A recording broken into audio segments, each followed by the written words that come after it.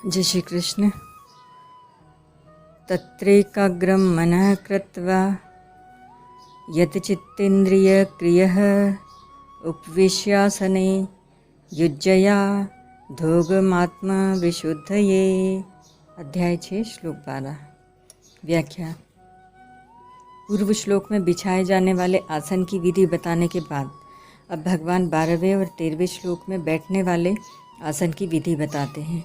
तत्र आसन है, जिस आसन पर क्रमशः कुश, मृक्षाला और वस्त्र बिछाया हुआ है, ऐसे पूर्व श्लोक में वर्णित आसन के लिए यहाँ तत्र आसने पद आए हैं। उपविश्य, उस बिछाए हुए आसन पर सिद्धासन, पद्मासन, सुखासन आदि जिस किसी आसन से सुखपूर्वक बैठ सके उस आसन से बैठ जाना चाहिए। आसन के विषय में ऐसा आया है कि जिस किसी आसन से बैठें उसी में लगातार 3 घंटे तक बैठा रहे, उतने समय तक इधर उधर हिले डुले नहीं।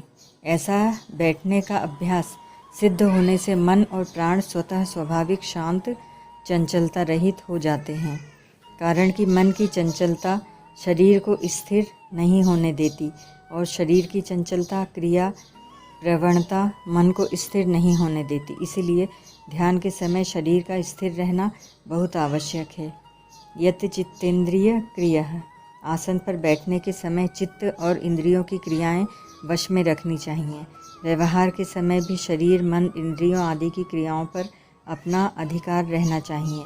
कारण कि व्यवहार काल में चित्त और इंद्रियों की क्रियाएं वश में नहीं होगी तो ध्यान के समय भी वे क्रियाएं जल्दी वश में नहीं हो सकेगी। अतः व्यवहार काल में भी चित्त आदि की क्रियाओं को वश में रखना आवश्यक है। तात्पर्य है कि अपना जीवन ठीक तरह से संयत होना चाहिए। आगे 16वें 17वें श्लोक में भी संयत जीवन रखने के लिए कहा गया है। एकाग्रम मनः कृत्वा, मन को एकाग्र करें, अर्थात मन में संसार के चिंतन को बिल्कुल मिटा दें।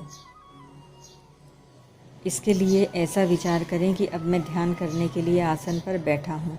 यदि इस समय मैं संसार का चिंतन करूँगा तो अभी संसार का काम तो होगा नहीं, और संसार का चिंतन होने से परमात्मा का चिंतन, ध्यान भी नहीं होगा।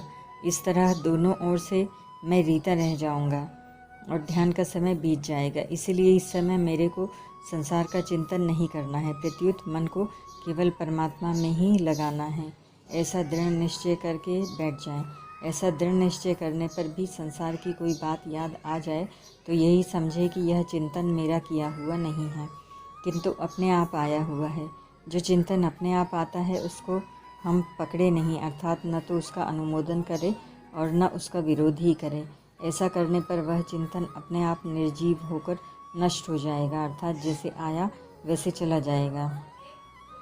क्योंकि जो उत्पन्न होता है वह नष्ट होता ही है, यह नियम है। जैसे संसार में बहुत से अच्छे मंदे कार्य होते रहते हैं, पर उनके साथ हम अपना संबंध नहीं जोड़ते तो उनका हमारे पर कोई असर नहीं होता, अर्थात हमें उनका पाप पुण्य नहीं लगता। ऐसे ही अपने आप आने वाले चिंतन के साथ हम संबंध नहीं जोड़ेंगे तो उस चिंतन का हमारे पर कोई असर नहीं होगा, उसके साथ हमारा मन नहीं चिपकेगा। जब मन नहीं चिपकेगा तो वह स्वतः एकाग्र, शांत हो जाएगा। युज्ययाधोग मात्म विशुद्धये, अंतःकरण की शुद्धि के लिए ही ध्यान योग का अभ्यास करें। सांसारिक पदार्थ, भोग, मान, बढ़ाई, आराम, यश, प्रतिष्ठा, सुख, सुविधा आदि का उद्देश्य रखना, अर्थात उनकी कामना रखना ही अंतःकरण की अशुद्धि है। और सांसारिक पदार्थ आदि की प्राप्ति का उद्देश्य कामना न रखकर केवल परमात्मा प्राप्ति का उद्देश्य रखना ही अंतःकरण की शुद्धि है। रिद्धि सिद्धि आदि की प्राप्ति के लिए और दूसरों को दिखाने के लिए भी योग का अभ्यास किया जा सकता है, पर उनसे अंतःकरण की शुद्धि हो जाए ऐसी बात नहीं है। योग एक शक्ति है, जिसको सांसारिक भोगों की प्राप्ति में लगा दें तो भोग, रिद्धियाँ और सिद्धियाँ प्राप्त हो जाएगी, और परमात्मा की प्राप्ति में लगा दें तो परमात्मा प्राप्ति में सहायक बन जाएगी। ओम तत्सत।